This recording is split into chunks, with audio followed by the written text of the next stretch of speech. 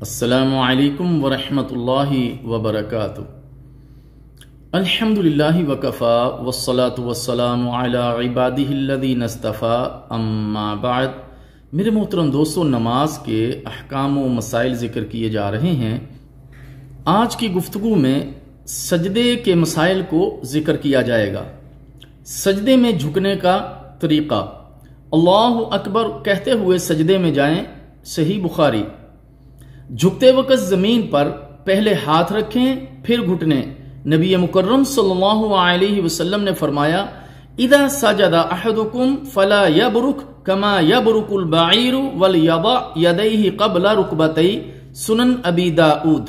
جب تم سجدے میں جاؤ تو اونٹ کی طرح نہ بیٹھو، بلکہ پہلے ہاتھ رکھو پھر گھٹنے رکھو۔ اس حدیث کو امام حاکم، امام ذہبی، امام ابن خزیمہ اور علامہ البانی رحمہ اللہ تعالی نے صحیح قرار دیا ہے۔ اسی طرح امام نووی رحمہ اللہ تعالی نے اس کی سند کو جید قرار دیا ہے، اور حافظ ابن حجر عسقلانی رحمہ اللہ تعالی نے کہا ہے کہ یہ حدیث سیدنا وائل بن حجر رضی اللہ تعالی عنہ والی حدیث سے، جس میں زمین پر پہلے گھٹنے رکھنے کا ذکر ہے، زیادہ قوی ہے۔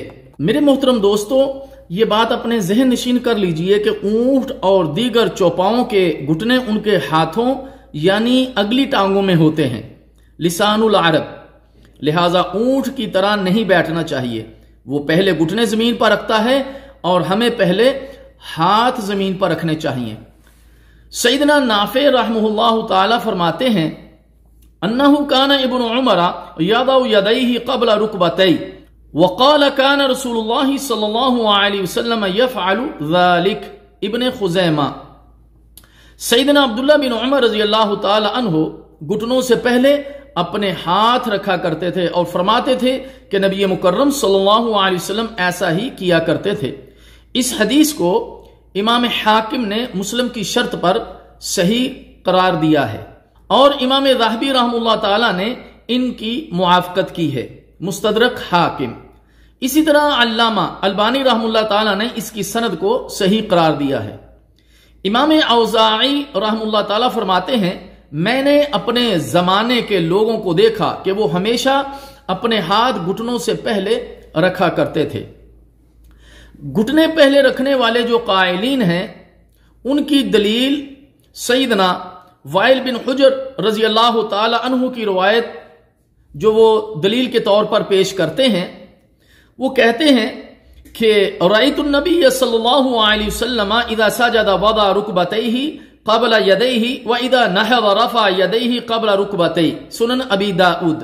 میں نے نبی مکرم صلی اللہ علیہ وسلم کو دیکھا، جب وہ سجدہ کرتے تو دونوں گھٹنے ہاتھوں سے پہلے زمین پر رکھتے، اور جب سجدے سے اٹھتے تو دونوں ہاتھ گھٹنوں سے پہلے اٹھاتے۔